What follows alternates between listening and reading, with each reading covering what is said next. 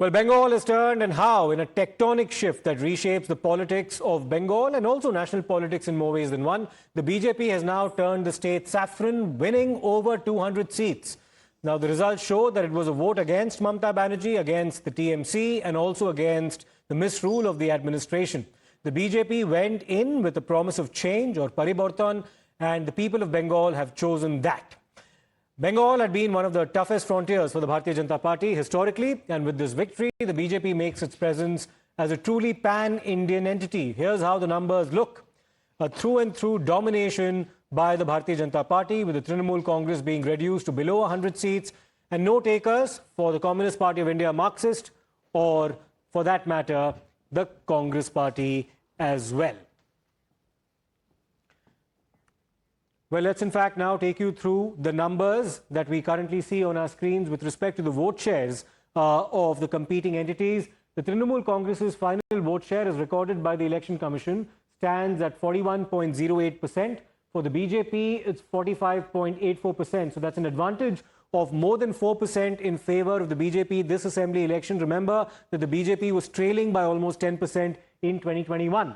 Interestingly, the Communist Party of India Marxist, despite not having made much of a mark as far as seat share is concerned, did take almost 6.5% of the vote share, and the Congress took 2.97% of the vote share. That's a combined vote share of the CPM and the Congress in the vicinity of almost 9%. Other parties, including the Janata Union Party, the AIMIM, among others, the smaller parties in the fray, took 3.53% of the vote. This is as far as 293 assembly segments are concerned. Remember, the constituency of Falta goes to the polls on the 21st of May. Now, let's take a look at how this vote share translates into seat share. A 4% advantage for the Bharatiya Janata Party in terms of vote share has resulted in an advantage of almost 125 seats over the Trinamool Congress.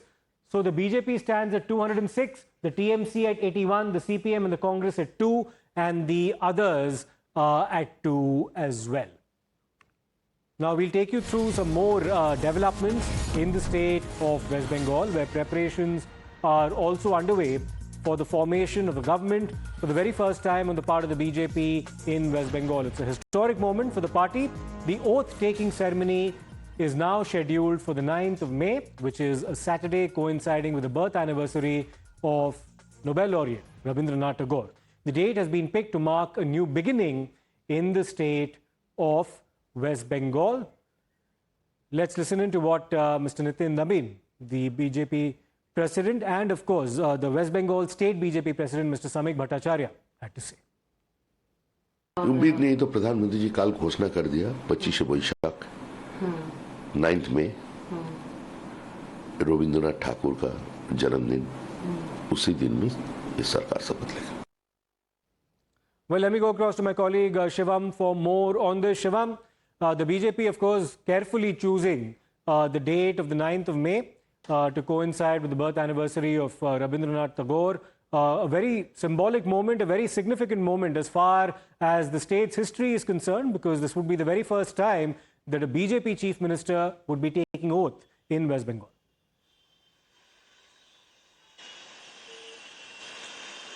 Exactly, Siddharth, and this is also coming after a time when we have seen throughout the campaign the Trinamool Congress try to portray the Bharatiya Janata Party as the party of outsiders. We have seen how the senior Trinamool Congress leader have been time and again saying that if Bharatiya Janata Party comes to the power, they will destroy the Bengali identity, they will play with the Bengali identity, and they will try to superimpose the infrastructure, and also the narrative comes from Delhi on the people of Bengal. So at that time, Bharatiya Janata Party choosing the day of the birth anniversary of Rabindranath Tagore, the Nobel laureate, and the person who is, widely accepted not just in Bengal but all across the world. He is respected, and he is one of the pillars of the Bengali identity, choosing his birth anniversary as the day to take oaths, to start the oath ceremony for the first ever BJP led government in the state of West Bengal.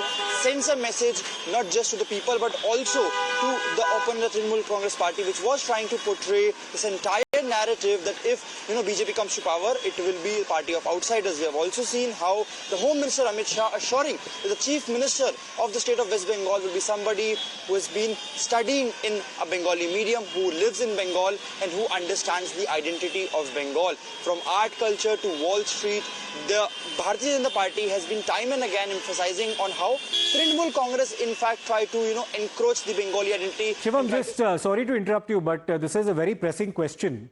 It is customary when it comes to oath-taking ceremonies for the losing party and the outgoing chief minister to also be invited to the proceedings. But given the kind of acrimony that we've witnessed between the TMC as well as the BJP, and specifically about what Mamata Banerjee had to say after the results came in yesterday, is it any likelihood whatsoever that Mamata Banerjee might be invited for that event, or whether or not she'll make a presence there?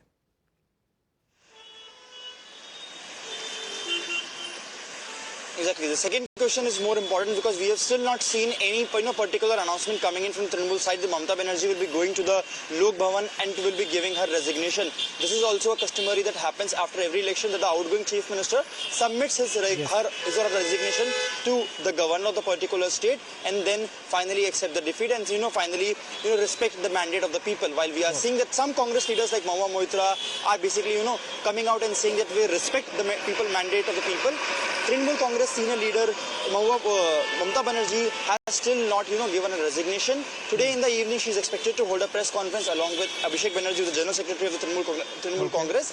But again, the kind of words that will come out there, the kind of allegations that will come out there is something that remains to be seen. And after that only we can only see how the political shift will go in the next 4 days. All right, we'll wait and see as to how things pan out. All eyes on that press conference later in the evening at around 4:30 p.m. Many thanks for that, Shivam. Now, bye-bye.